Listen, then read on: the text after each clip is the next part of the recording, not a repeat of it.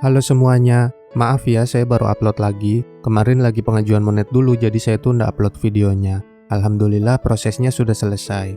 Oke, kali ini saya akan menceritakan alur cerita sebuah film romantis yang berjudul The Big Sick yang rilis di tahun 2017. Penting untuk diketahui jika film ini diangkat dari kisah nyata pemeran utamanya, yaitu Kumail Nanjiani dengan istrinya Emily Garden. Film ini mendapat rating cukup tinggi di IMDb dan review positif dari para kritikus film. Pokoknya stay terus sampai akhir ya. Dan saya mau ucapkan terima kasih banyak buat kalian yang sudah subscribe. Yang belum subscribe ya nggak apa-apa. Iya nggak apa-apa. Beneran saya mah nggak apa-apa. Oke, langsung saja nikmati filmnya dan selamat menonton.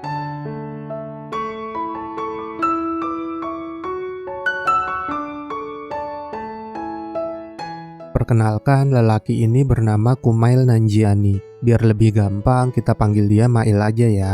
Dia berasal dari Pakistan dan pindah ke Amerika bersama keluarganya. Saat ini dia bekerja sebagai supir taksi online sekaligus stand-up komedian pemula. Hari itu seperti biasa, Mail dan teman-temannya yang bernama Chris, Mary, dan Siji tampil stand-up di sebuah bar di Chicago. Namun, saat Mail sedang perform dan mengawali stand-up-nya dengan bertanya, apakah ada orang Pakistan di sini? Tiba-tiba ada seorang wanita yang bersorak, padahal wanita itu ras kulit putih yang jelas bukan orang Pakistan. They're really bad. Look, we just watch and give me notes tonight, all right? Boys, Smile. in the crowd tonight, can I do 10? No, 5 minutes. You put out. Have you guys heard of this drug cocktail called Cheap? So really, it's heroin. Really? Setelah itu terlihat Mail dan teman-temannya yang sedang mengobrol, dan Mail melihat wanita yang berteriak tadi sedang duduk bersama temannya di dekat mereka. Lalu ia langsung menghampirinya. Tanpa basa-basi, Mail menegurnya dengan berkata, saat wanita itu berteriak membuatnya kehilangan fokus, dan seharusnya dirinya tidak boleh menyela komedian. Tetapi wanita itu menjawab jika dia tidak menyela, dia hanya menyoraki Mail untuk memberikan dukungan. Dan Mail bilang jika teriakan apapun pada komedian sudah dianggap menyela. Lalu wanita itu berkata, apakah jika aku berteriak, kau luar biasa diranjang? Itu termasuk menyela? Mail menjawab itu benar-benar menyela. Wanita itu hanya tertawa mendengarnya. Kenapa saya jelaskan detail percakapan mereka berdua di sini? Nanti saya bakal kasih tahu alasannya di akhir video ya.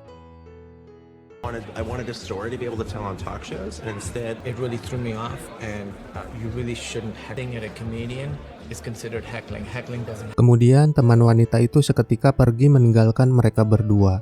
Mail bertanya nama wanita itu yang ternyata namanya adalah Emily. Lalu mereka berdua mengobrol tentang Emily yang sedang melanjutkan studi S2 psikologi di Chicago dan dia tinggal jauh dari orang tuanya. Setelahnya mereka ke tempat tinggal Mail. Jadi Mail tinggal dengan Chris. Mail dan Emily langsung masuk ke kamar dan sesaat setelah Mail menyalakan TV sambil mengobrol sedikit mereka berdua langsung begituan. Waduh, apa-apaan ini film? Baru ketemu udah begituan. Now you can. He studies psychology. I'm going to be a therapist. oh, so Hi. Yeah. Did you think it was going to be a flat, inflatable mattress? Towards our Comfort items. Di malam harinya setelah mereka bercinta, mereka mengobrol sedikit tentang masa-masa saat mereka SMA dan tidak lama kemudian Emily hendak pulang.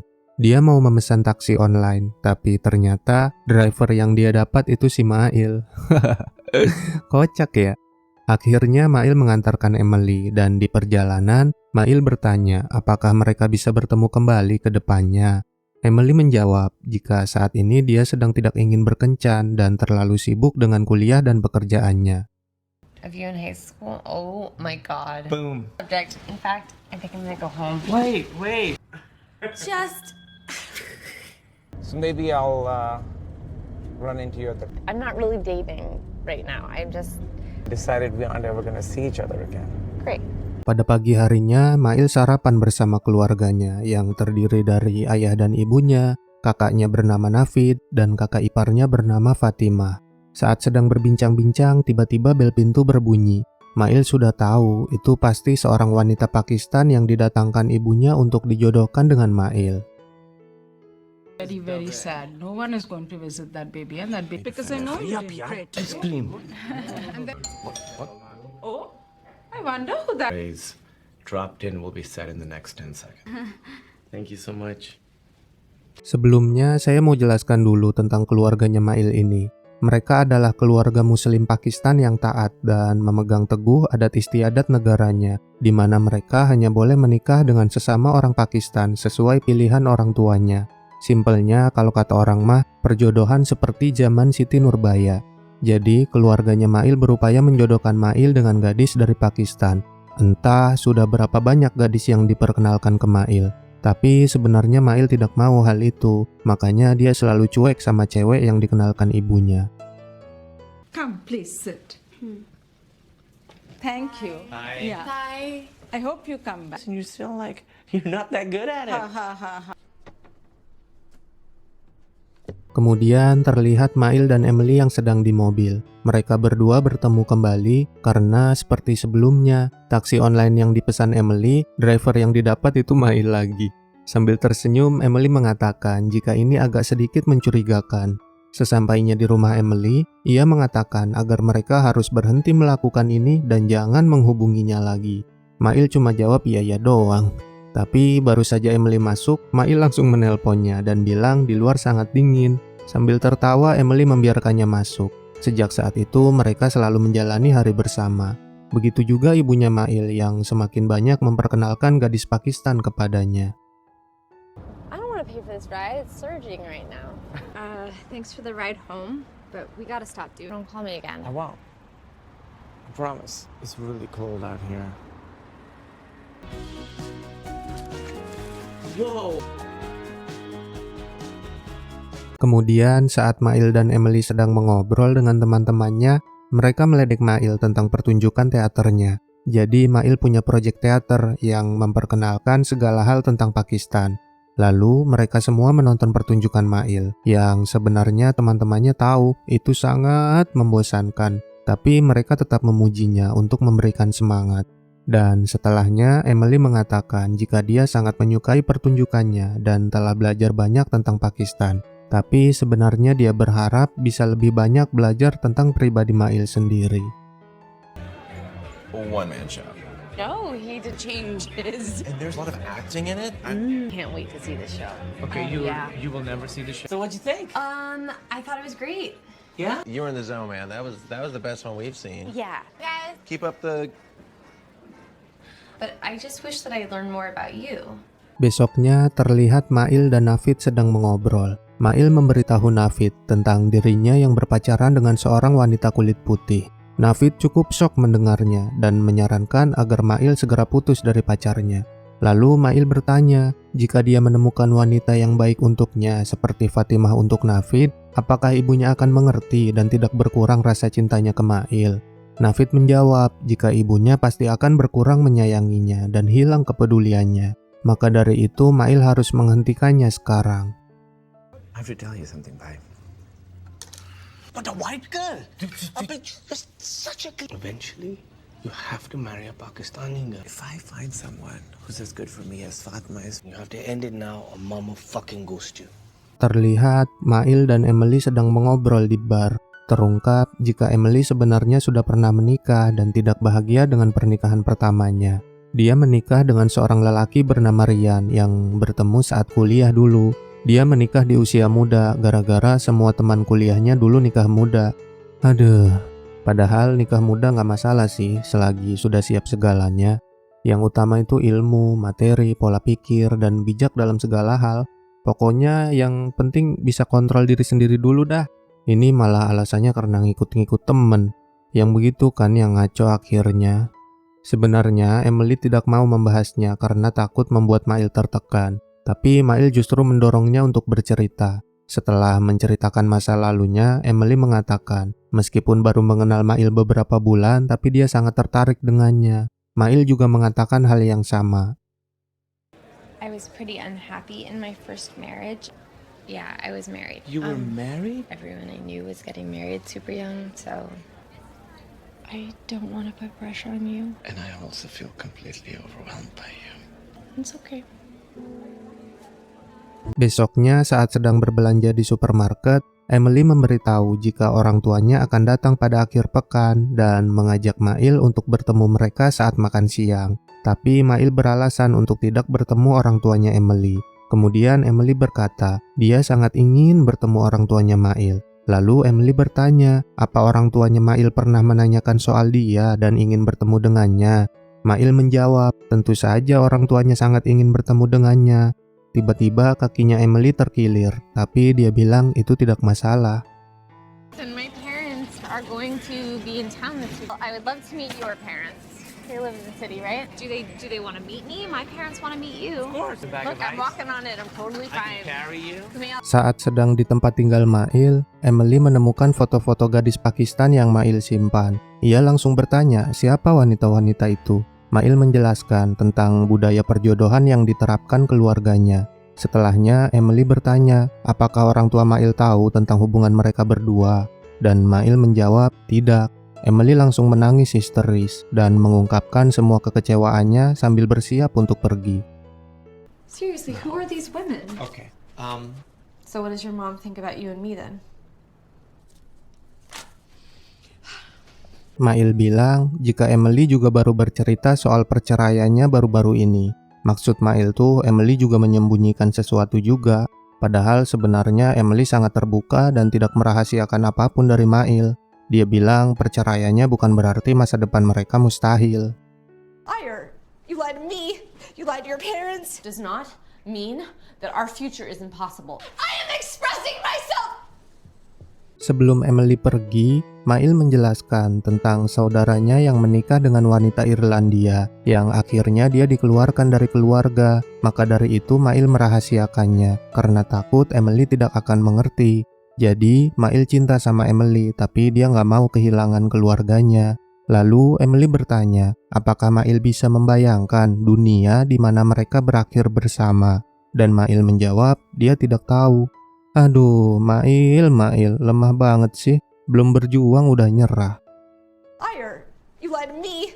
You lied to your parents. Cousin Rehan married an Irish woman and he was kicked out of the family. I can't lose my family. In which we end up together. Don't fucking call me. Singkat waktu, terlihat Mail yang kembali diperkenalkan dengan gadis Pakistan oleh keluarganya. Lalu dia tampil stand up seperti biasa. Dan saat sedang tidur, sahabat Emily yang bernama Jessie menelponnya untuk mengabari jika Emily sedang dirawat di rumah sakit. Jessie meminta tolong agar Mail menemani Emily karena dia akan ada ujian besok. Mendengar itu, Mail langsung bergegas menuju rumah sakit. Sad dude, bro. Killing. Love the new stuff. I'm in school with Emily. Listen, Emily's in the hospital. Could you just go and sit with her and then drive her home, please? Sesampainya di rumah sakit, awalnya kondisi Emily terlihat baik-baik saja, tapi sepertinya dia masih kecewa dengan Mail. Tidak lama kemudian, tubuhnya semakin lama semakin melemah, dan Mail dipanggil oleh dokter untuk menandatangani dokumen karena Emily harus segera diinkubasi atau dibuat dalam kondisi koma agar infeksinya bisa segera ditangani. Lalu, Mail menghubungi orang tuanya Emily untuk mengabari mereka. Fine. Never been better. 1,000% fine. No, we need to intubate her immediately. I need a family member to sign that. Yes, to stabilize her so we can work on the infection. You're gonna be okay. Just relax. And You should call her family. Hey, Miss Gardner, this is Kamal, Emily's friend. Yes, I did say coma. Mail duduk di samping Emily sampai tertidur. Dan di pagi harinya, orang tua Emily yang bernama Terry dan Beth sudah datang. Namun mereka bersikap sangat cuek kepada Mail. Setelah dokter menjelaskan kondisi Emily, Mail dan orang tua Emily duduk di ruang tunggu, dan Mail mencoba menghibur mereka. Tapi Terry hanya berterima kasih atas bantuan Mail dan menyuruhnya untuk pergi saja. Hey, I'm Kamal.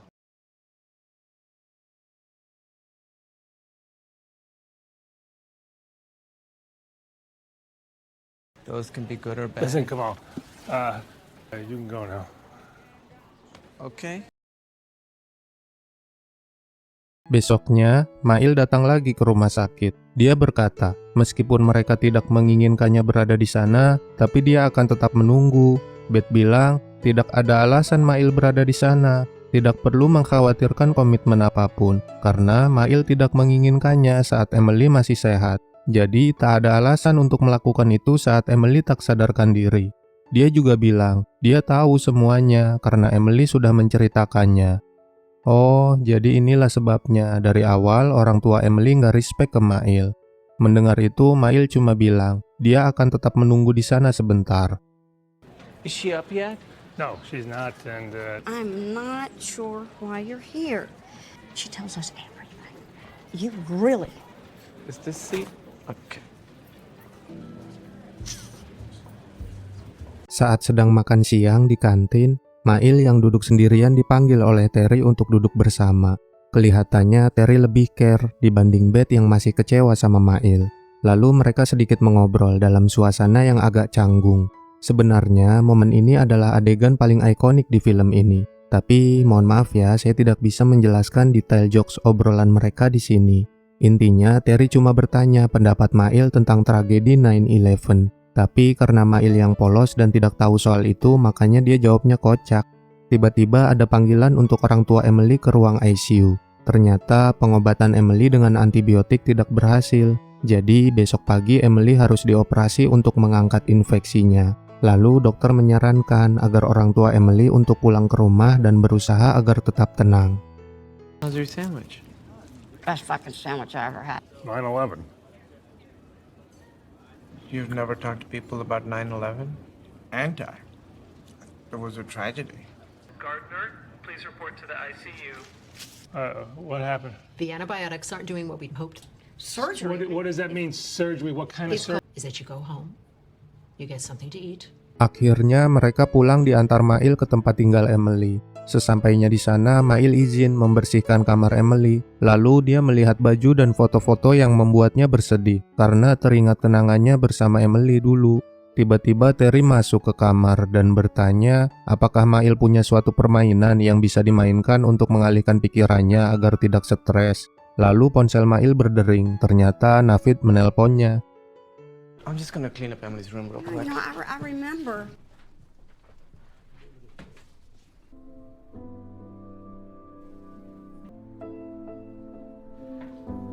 Card games, word games, playing word games. I'm just trying to figure out, Mail tidak mengangkat teleponnya. Dia hanya beralasan ke Terry untuk pergi karena dia mesti tampil stand up. Padahal sebenarnya dia pasti mau menemui keluarganya yang saat itu sedang menunggu Mail karena ada gadis Pakistan yang mau dikenalkan. Sialnya Terry malah pengen ikut menonton stand up Mail. Untungnya emang bener-bener ada jadwal stand up saat itu. Akhirnya Terry dan Beth ikut pergi menonton stand up Mail. Really? Yeah. There's a big Montreal comedy. Okay, listen, why don't we go to the comedy club with him? Okay. We'll sit in the back, right? We'll sit in the back. They got food there? Is Kumail coming? He's coming, right, Navid? It's getting late. I should go. Saat Mail sedang tampil, ada seorang lelaki yang berteriak, "Kembalilah ke ISIS." Di tahun itu emang lagi rame-ramenya soal itu kan. Terlihat Beth tidak terima dengan perkataan lelaki tadi. Beth balas menghina orang itu sampai mau memukulnya, tapi langsung dilerai oleh keamanan di sana. Scenario. Go back to ISIS! Toast is like a What is it about him that crouton. made you say that? Fuck you. First of all, very. Fucking kill you! Hey, it goes all the way fucking down, you fucking prick! Setelahnya mereka kembali pulang. Sesampainya di rumah, Beth langsung meminta maaf. Lalu mereka makan dan minum-minum sambil bercanda. Saat Terry sudah tertidur di sofa, Mail dan Beth mengobrol dari hati ke hati. Mail berkata ke Beth, dia telah mengacaukan hubungannya dengan putrinya. Beth bilang itu sangat benar.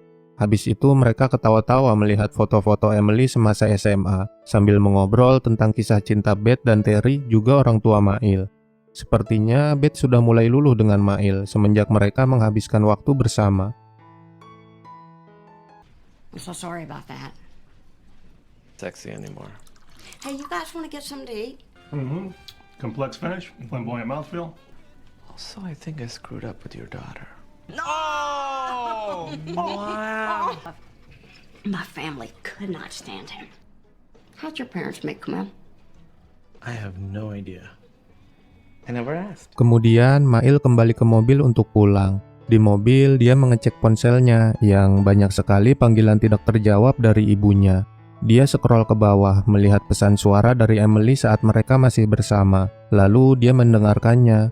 Di sini feel-nya terasa banget suara Emily yang selalu berbagi keceriaan harinya dengan Mail. Ya, kalian pasti ngerti maksud saya. Saat pacaran, gimana rasanya dikabari detail-detail kecil dari pasangan. Meskipun itu cuma hal-hal yang receh. Tapi kalau disampaikan pasangan yang excited banget itu sumpah, bahagianya bukan main.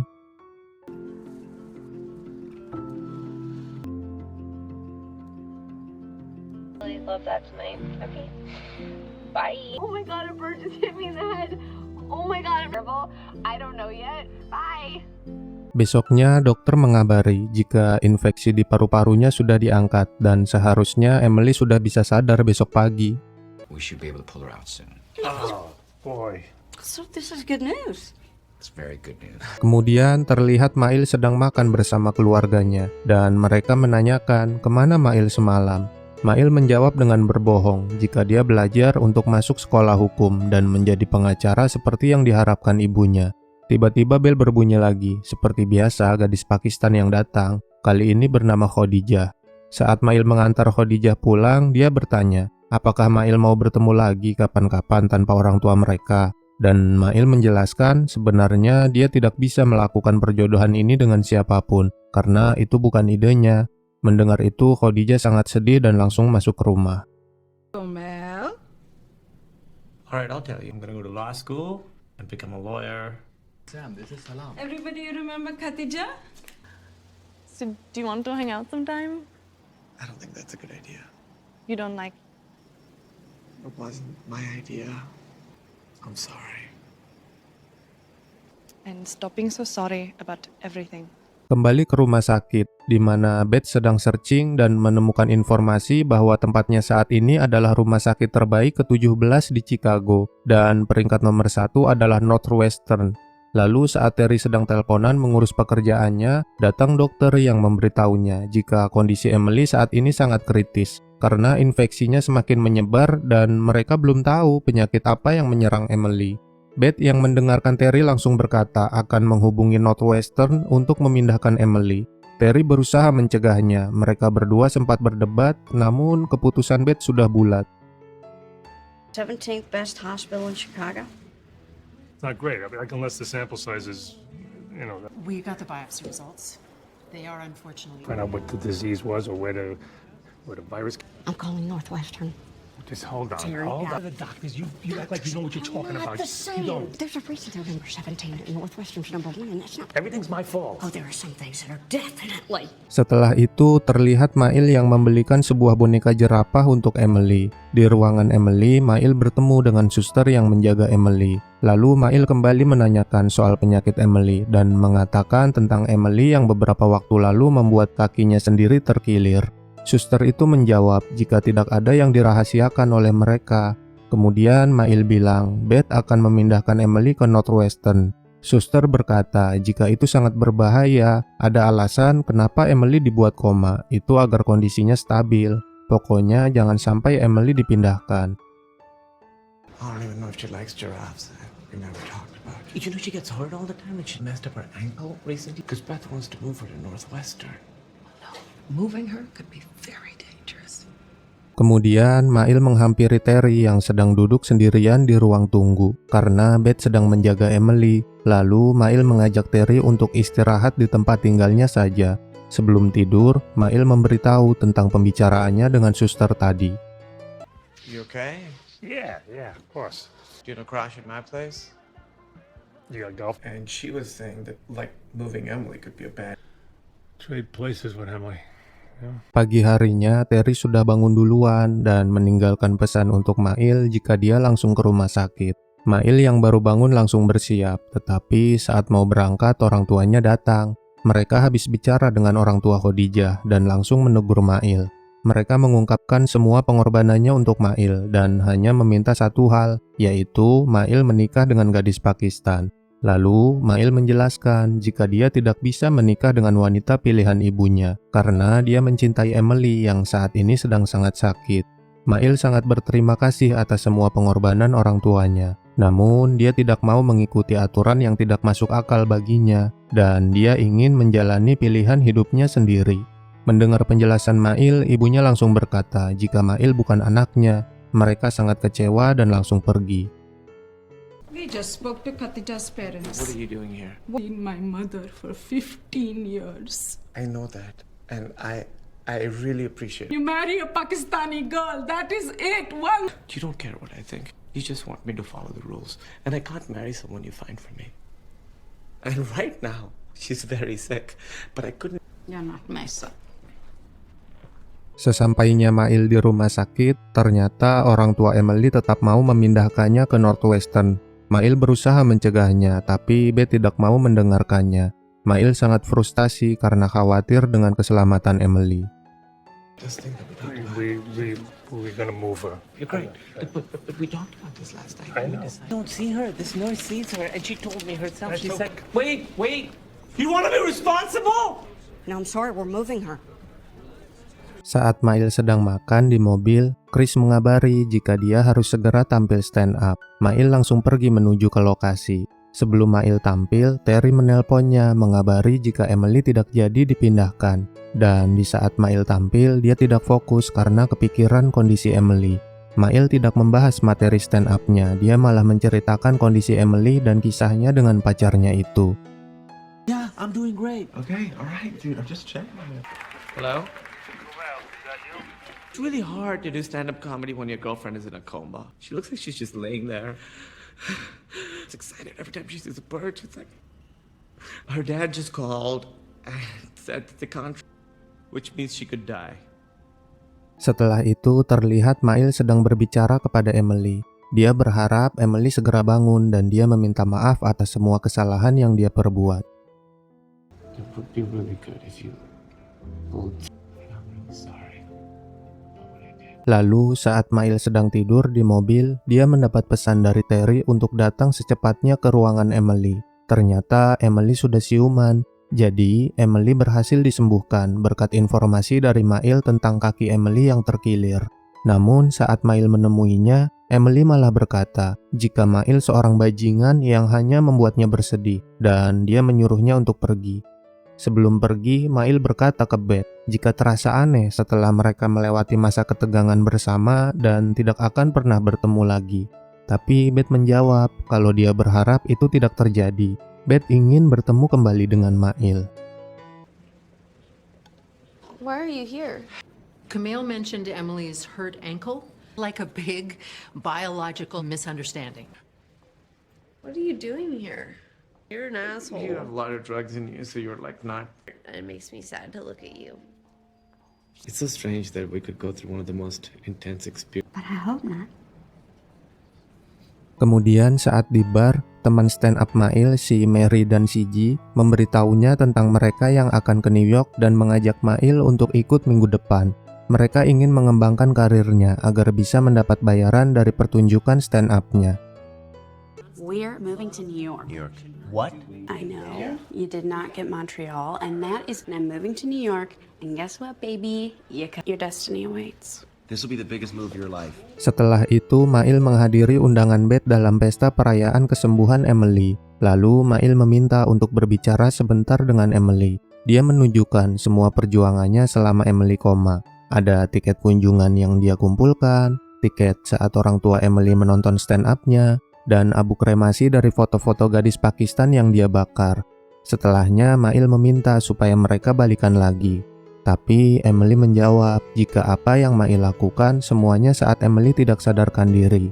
Maksudnya tuh, kenapa Emily mesti koma dulu, baru Mail mau peduli. Bahasa kasarnya, waktu gua sehat, lu kemana aja? Emily juga bilang, dia tidak mau jadi penyebab Mail kehilangan keluarganya. Dan dia pikir dia tidak ingin melanjutkan hubungannya dengan Mail. All the visitor passes from when I visit, from when your parents came to see me perform, not the women, the pictures of the Pakistani. Will you take me back? But you have to understand that that all happened when I was asleep. All of this, and I just think, I just can't do it again. It just feels totally different now. Okay. Okay. Okay. Setelahnya, Mail segera pulang dan merapikan kamarnya sembari berkemas untuk berangkat ke New York minggu depan. Lalu dia menemui keluarganya, di mana keluarganya tidak ada yang mau berbicara kepadanya. Namun, Mail tidak peduli dan menyampaikan jika dia tidak akan pernah meninggalkan keluarga ini.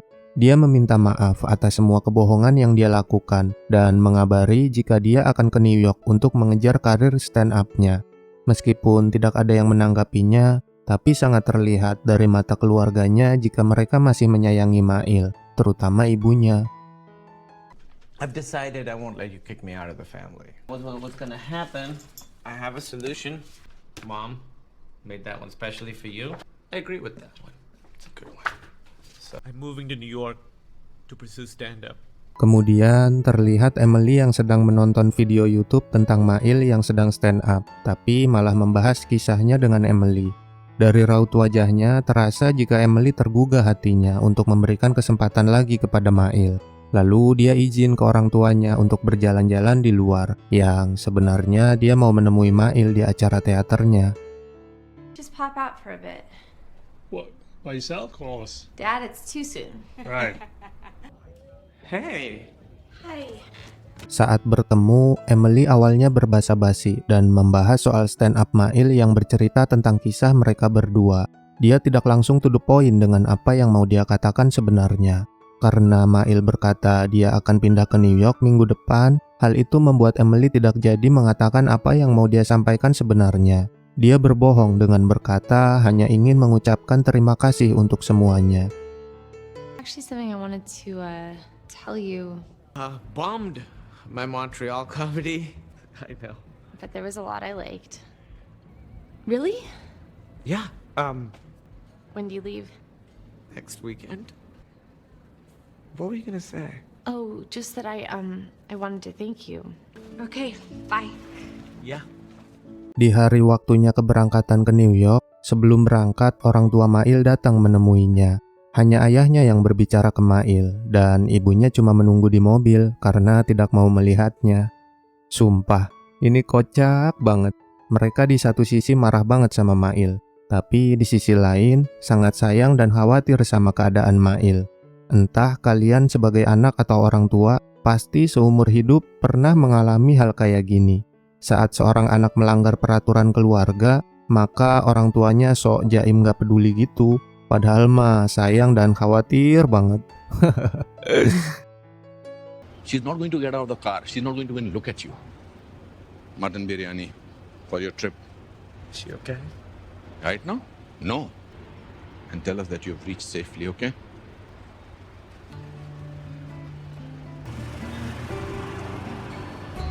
Sesampainya Mail di New York, kita diperlihatkan dirinya yang sedang tampil stand up. Lalu tiba-tiba ada wanita yang bersorak seperti di awal film.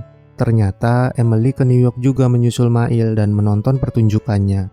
Dia bersorak lagi seperti scene di awal film. Mail langsung menegur Emily yang dialognya sama seperti di awal film. Jadi inilah alasan kenapa obrolan mereka di awal itu saya jelaskan detailnya. Lalu Mail bertanya ke Emily, apa yang membawanya ke New York? Emily menjawab, dia ingin bertemu seseorang dan dia sudah bertemu dengannya. I was lying to my parents. If I told them I want to be a doctor, they'd be like, bullshit. Woohoo! Heckling doesn't have to be negative. So if I was like, Are you from out of town, ma'am? Chicago. Yeah, I've seen him. Dan film pun berakhir. Namanya juga kisah nyata ya, pasti relate banget sama realita kehidupan yang sering kita temui. Banyak pelajaran yang bisa kita ambil dari film ini. Dari kisah Mail yang terlambat sadar untuk memperjuangkan cintanya, masa mesti nunggu Emily koma dulu? Beruntungnya Emily masih diberi kesembuhan. Bayangkan kalau Emily nggak selamat, gimana itu rasa penyesalannya si Mail? Dan juga dari kisah aturan keluarganya Mail yang kalian bisa ambil maknanya sendiri. Pokoknya kalian jangan sia-siakan orang yang cinta dan mau berjuang sama kamu ya. Kalau gitu saya pamit dulu. Terima kasih supportnya semua. Sampai ketemu di video selanjutnya ya. Wassalamualaikum.